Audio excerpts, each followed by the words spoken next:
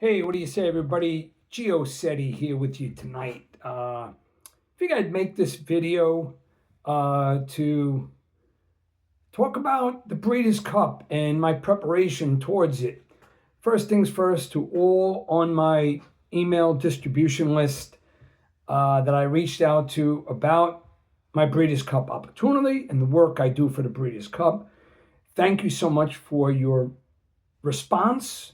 If you've already replied to me, it is greatly appreciated. And for all those that haven't yet, I'm sure your schedules are busy ones. Take a look at your emails if you're on my distribution list. And I'm going to put this video sent to everybody as well, just so you have a real good idea of my approach, my game planning, and everything that goes into my mindset as we near the Breeders' Cup, magical 2 days of Juvenile or Future Stars Friday, and of course Championship Saturday.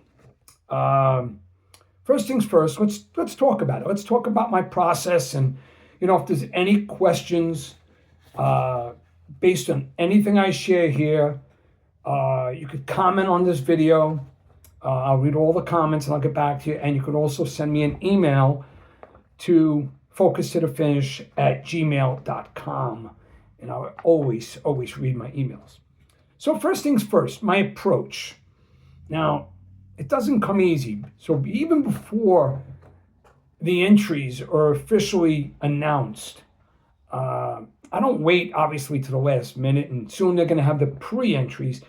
You need to know your divisions. You need to know the horses, the colts, the older horses, the fillies, the mares, who is likely going to make it to the Breeders' Cup starting gates. And if you keep a good book on the thoroughbred industry, you should have a good idea of it, or you could check many online available outlets to research it yourself. But I do it as the years going along. I have a good idea as to who's going to be starting on Breeders' Cup Friday or Saturday. So first things first, all the tools I use, okay, if you will. Let me first talk about film study. It is probably the most important tool I use for myself, because remember, I'm doing this, could be in the area of 45 years now. I remember one of the first Kentucky Derbies that I watched and enjoyed when the lady became a champ in Genuine Risk, which I believe was 1980 or 79. I think the year before could have been Pleasant Colony, but that's how far I go back. Very late 70s, early 80s. And since the Breeders' Cup became an event, second only to the Kentucky Derby, I have handicapped every single Breeders' Cup, which I believe began in 1984, so 16, 25, 41 years of Breeders' Cups. So film study, essentially important. Race review and the workouts. Now, what do I look for in race review? Well, think about this. All thoroughbreds, or horses in general, they're creatures of habit. So you watch the horse's behavior, gait behavior. How are they approaching the gate? How are they with their brakes? Are they braking well consistently and alertly, or do they have trouble with the gate? If you watch enough races, you'll be able to recognize those behavioral patterns, which are very consistent because they are creatures of habit. And sometimes they mature out of it, because how they act at the gate as a juvenile is going to be entirely different than how they would act as a 3-year-old, 4-year-old, or even older horse. Especially mares. Mares really mature greatly. So you see a 4 or 5-year-old mare, a 5-year-old mare, very composed, very, very, very professional, because they've gone through, depending on how long of a race history they have, and they're very, very seasoned. But it's more than just the brakes. It's how well they run inside and outside. How are they out of the gate around the first turn? How are they around the second turn? Uh, do they have a propensity to run better when they draw an outside post as opposed to an inside post? How are they running with urgency or when asked between horses? How do they react when they're getting passed by another or another horse runs parallel to them? If they get eyeballed, what's their behavior like? Do they have that type of the guts that you want, the gameness, that tenacity that you look for in stretch runs, or when they're asked to make a move in a skinny space on the inside, whether it's on dirt or the turf. When they're asked to go swing wide, how's their turn of foot? These things you could read about in the racing form in terms of a small comment, but you will never get more than the benefit of reviewing races and watching workouts. And, I'm doing this over 40 years. You're talking about someone that's watched thousands and thousands and thousands of races. So I have an advantage and I know what to look for. And with time, the more you study races, and I'm talking about, it's easier in a lot of ways with juveniles or young 3-year-olds because they don't have as many races under the belt. So you obviously have less to watch and to examine. Obviously, the debut, the first 2, 3, 4 races, essentially important. And then from being a 2-year-old, a juvenile, say they race 2 or 3 times, and you see them in their first few races as a 3-year-old, filly or a colt, you could see how they've developed physically and how professional they are. You can make that determination by recognizing their physicality and their behavior. You could see everything that really matters. So I cannot emphasize the importance of race review and watching workouts. Essentially important. And I always talk about that.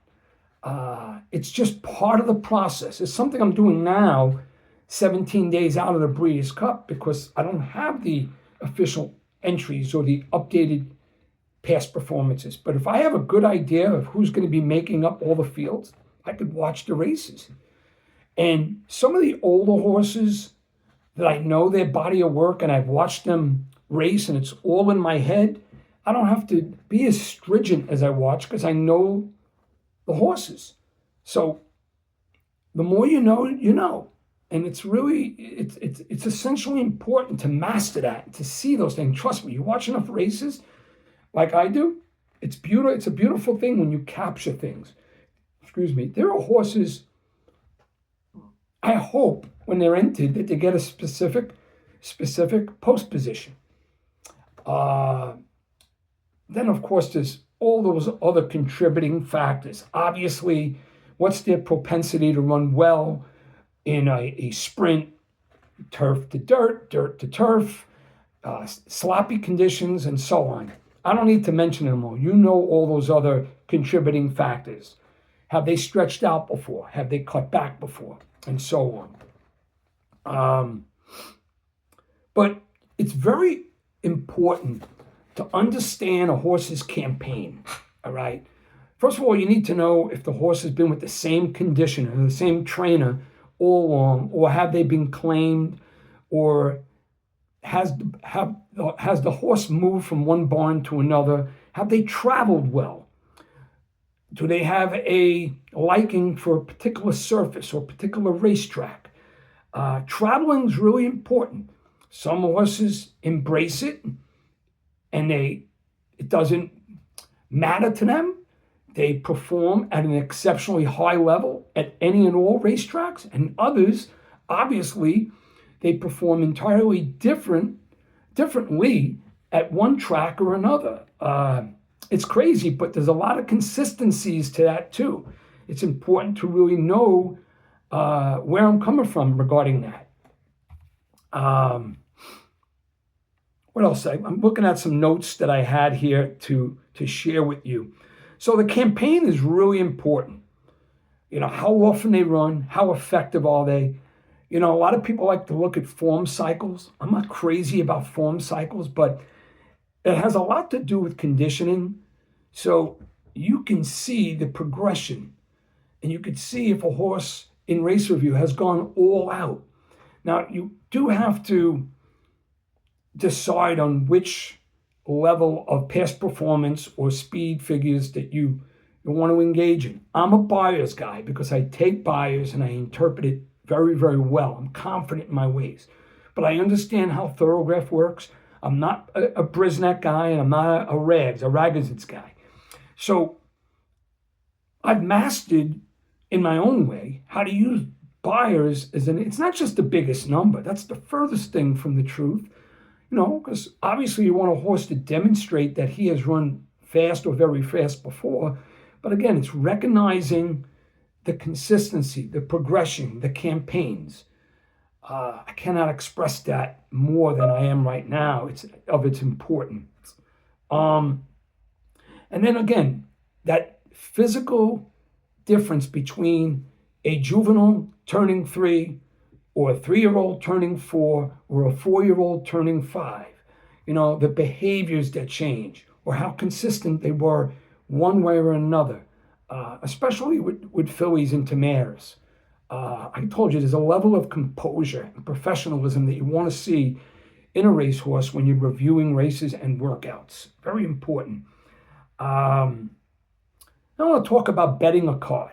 Now, listen, the Breeders' Cup, listen, as a player, if you're a recreational player, or if you're an every Saturday player, or all the titanically big day players like Kentucky Derby Day, Preakness Day, Belmont Stakes, other things like the Whitney or the Haskell in Monmouth Park, or everything on the Derby Trail leading to the Kentucky Derby and the Breeders' Cup. Now, since you're watching this, I'm talking predominantly regarding the Breeders' Cup. I've said this very often because I'm very serious about the work I execute. If I fully handicap a race, I'm wagering on it because I don't want a well done or quality handicap to go and fall by the wayside and not benefit from it. Now, it doesn't mean I'm going to be wagering the same way or the same amount of money on all the races. Obviously, money management and your total roll of capital that's available, and it should be discretionary monies. So you got all your bills paid, you got kids are taken care of if you're a young dad. I've been there. Every regard, take care of your bills first, and then realize, okay, I'm going to get involved with Breeders' Cup Friday and Breeders' Cup Saturday. What is my budget? And then from that point on, whether you're a handicapper that's serious about the work he or she does, and then you like to get another opinion, or somebody like myself, perhaps when you've gone through your work, you're going to recognize that you missed some things that somebody like myself has recognized, and my findings, because of my experience, could be more in depth. But if you're a non-handicapper and you're relying on information sources, pearls that you get from whether it's the web or somebody like myself, a seasoned handicapper, as you break down and read a written analysis, which I'm going to provide for you, you got to make a decision. What type of player are you? What type of bettor are you? And of course, know your limits. And then your strongest plays or your strongest sequence should be the races or horses, plural, that you're most confident about. So one of the things I like to do, so it's going to be Juvenile Friday. Now, sure, I want to be successful in Juvenile Friday because that's going to give me more capital for Championship Saturday. But the one thing you can't do, you can't exhaust your betting capital, your available monies on Juvenile Friday, absorb tough beats if that's what happens, and then have nothing to work on and execute for Saturday. So it's essentially important money management. We all know that, but I figure I share that with you here because without that, you're not going to be involved. But what I like to do, if I'm strong within a sequence, I talk about playing a pick five sequence. And by the way, with pick fives, one thing I always do is I trust my work. I never go super duper deep or have a very expensive ticket in a take five because it's hard enough to hit the pick five. What did I say? Take five? Pick five. It's hard enough to hit a pick five. I can't tell you how many dozens of times I've gotten 4 out of 5 and I lost the one leg I lost by a neck, head, or nose. But it's like, trust your opinion, go straight forward, and keep the ticket as skinny as possible. Now, it's hard to go single, single, single. We know that because there's many contributing factors in a race. But going 2 deep twice and 3 deep 3 times in a 5-horse sequence, for 50 cent pick 5, that's only a $54 ticket. And then you could lower the scenario, especially if you have a single, or if you go triple deuce and 2 3 deeps, then it's a less of a ticket. It goes down from 54 to 36, or even lesser, you could go to 27, and even lesser, you could go to 18. What I'm trying to say is value your work or your opinion, or the opinion you get from others who you trust, and then manage your capital. And if you're going to play a race, a bet like that that's taking you across 5 races, then think about financing that ticket with a hit within the sequence. So a pick 5, like on Juvenile Friday, 5 Breeders' Cup races. If you're going to play the pick 5, play a double or a pick 3 within that sequence, because if you cash that double or pick 3, you've already financed the cost of the pick 5.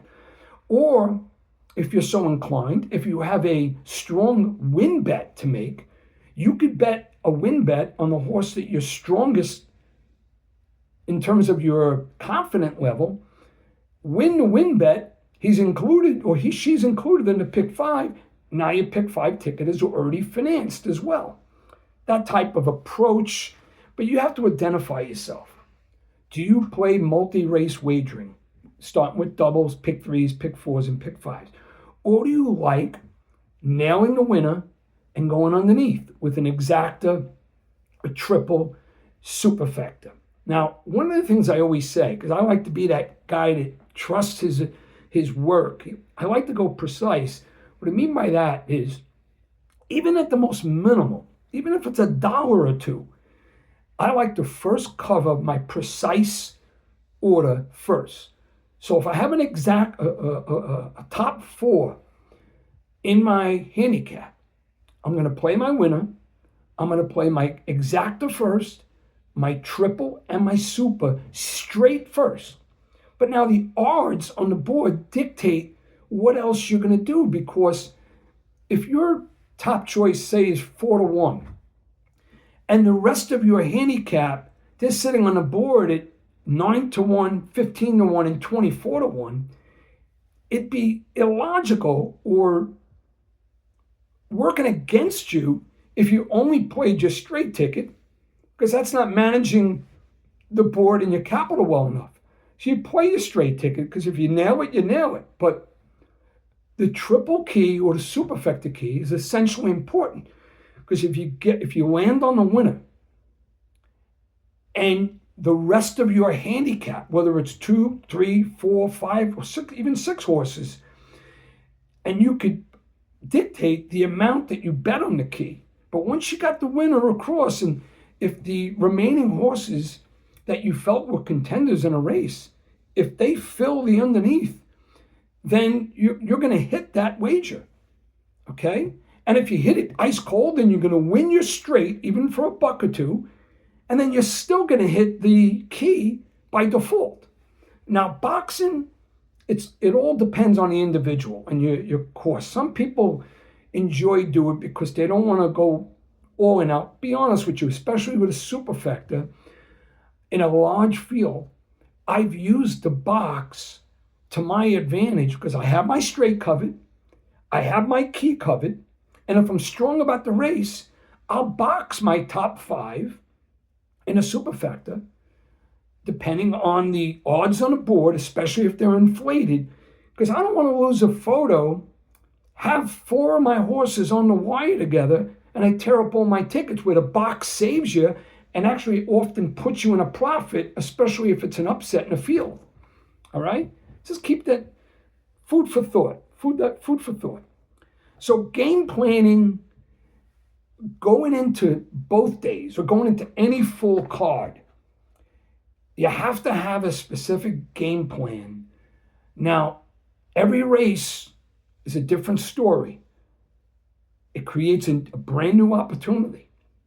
Now, one thing about the Breeders' Cup, most of the fields, with the exception of maybe 1 or 2 that may be 8 or 9 horses, most of the fields are 11, 12, 13, or even 14. If you've got a very deep field, that's when you have to recognize throughout the board, based on either your own handicap or if you rely on somebody like myself that creates his own morning line, you have to recognize what's real and what's not. Where are the underlays and where are the overlays? Ideally, you want the horses that you like and you back as a legit contender or a big, dangerous threat to the race. You want those horses to be overlays. Of course, if you're not sold on the favorite, who's on the board as the favorite, you want the money to be pouring in on that horse. Let him become an underlay. That's when too much money is being bet on a particular horse who you're really not in favor. That's a beautiful thing because that's going to increase the prices on all your other horses. Now, let's talk about favorites too.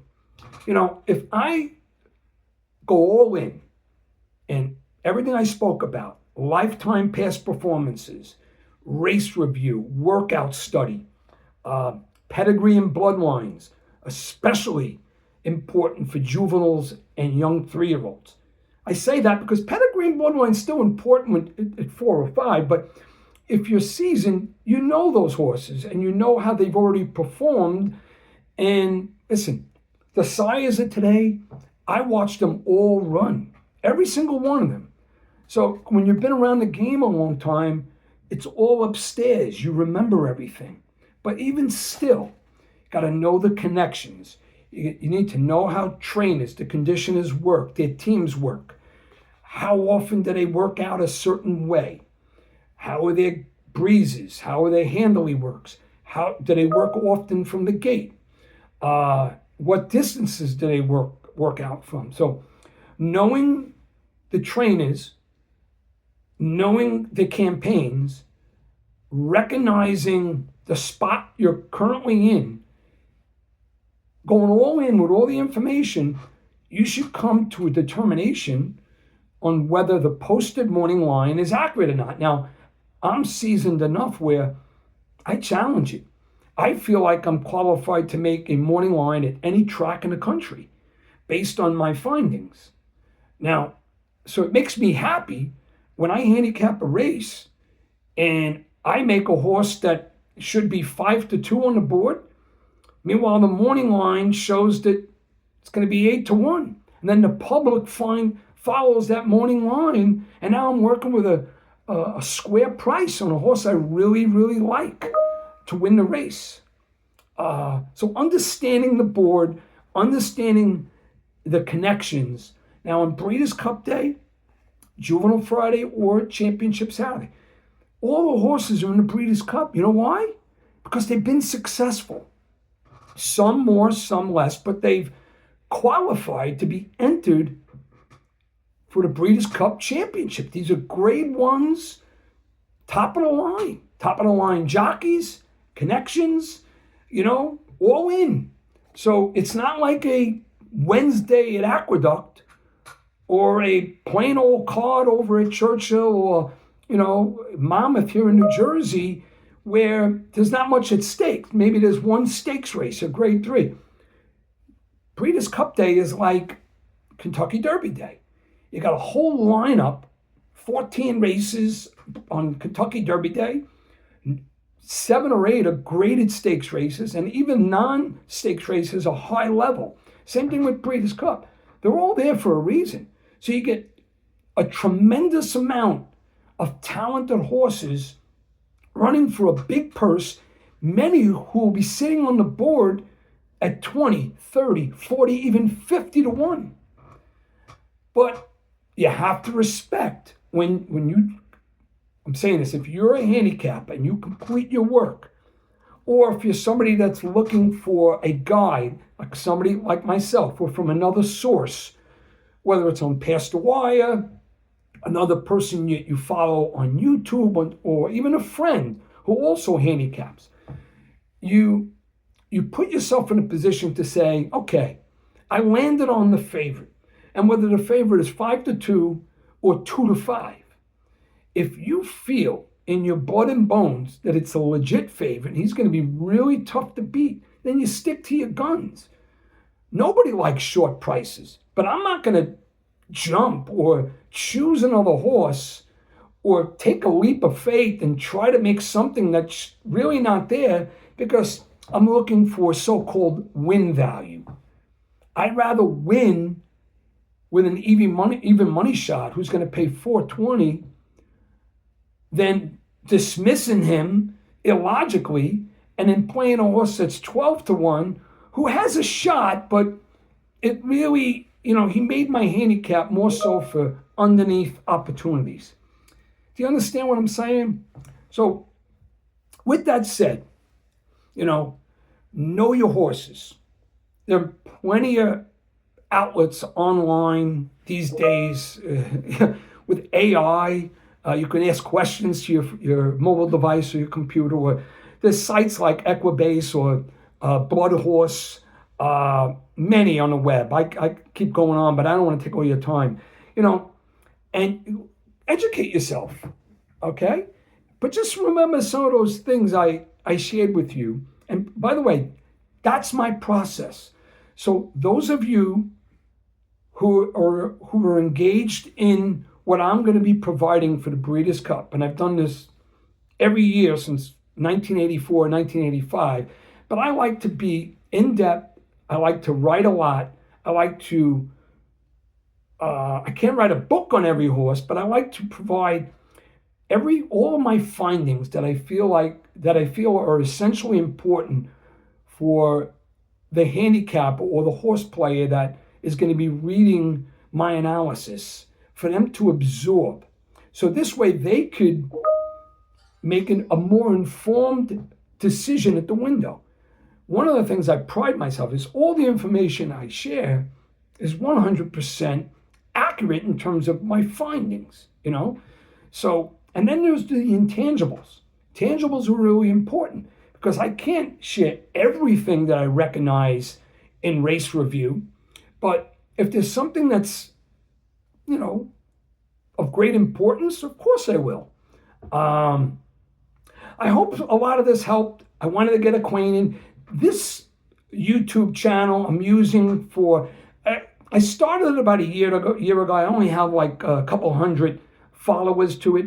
So if you don't follow it yet, follow it, subscribe, it's free. Hit the like button, give me a comment or two.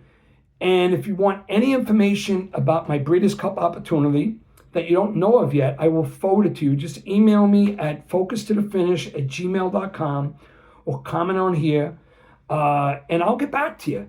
And, I'm always a very confident individual who, by the way, one thing I miss telling you, distractions. You can't have them. So I work full time, of course, and I'm off that entire week because I'm going to be, digging down deep. I'm going to be working basically all day and into the night on each one of the days earlier in that week when I know the actual fields and the post positions. But I guess what I'm sharing that it's hard to make window decisions, to structure your tickets well, to have a game plan and follow it if you're distracted. I know this year could be a little tough because Juvenile Friday, Future Stars Friday, is on Halloween. So if you're a young dad hey, family comes first. Take care of your kids. Enjoy the love and the happiness and the joy of Halloween. And then on Saturday, you know, free up the time to enjoy the races. And like I said, if you're engaged in someone's 14 race handicap, it's a good chance that you're most likely going to be interested in not only watching every one of the Breeders' Cup Championship races, but wagering on them. It's enjoyable. It's a fun event. Remember, discretionary Mondays. And, hey, I told you, I've had Breeders' Cups where I confidently crushed a number of the races. And there are some where I only hit one or two, but I hit one or two really, really well. I'm talking about exact, a triple, a super, a big double, that it put me in the positive over the course of all 14 races. Because listen, there are so many contributing factors. You could do so many things right. You could be in-depth, astute, have a crystal ball-like vision of how the race is going to unfold, and still lose. Bad trips, jockey error, wide on a turn, blocked. So many things, a myriad of things can go wrong. That's why it's got to be fun and thrilling. And when everything, all cylinders go, and you win those photos and you have good trips and you get your scores and you hit a double and you hit the triple, the super, a big win bet, and it builds your capital, maybe you're set to have one of the biggest Breeders' Cups you've ever had. So let me know in the comments, how many years have you been involved watching / wagering on the Breeders' Cup? Because if you're watching, you're wagering. It's like you can't play poker. How many folks out there are poker players? I've been playing poker since I'm a teenager. And it's pointless to play poker without any stakes, without any money. Even if it's, back in the day, we played nickel, dime, quarter. These days, it's probably a minimum of $1 or $2 if it was limit poker. But playing poker without stakes sort of takes you away from the game. Same thing with racing. Now, sure, you could watch a race or two and not have a bet on it if that's what you choose. But the whole point of being involved in a big race day is being involved. Just money management's essentially important, as is ticket structure. And know who you are as a player. If place bets are your thing, go for the place. If exactas are your thing, rock and roll. If you just love triples and supers, maybe that's your thing. Doubles, pick threes, you get the point. Go with what you're best at and what you feel most confident about. And you know what? We win together. Thanks for listening. Check out your email. God bless you, and God bless your families.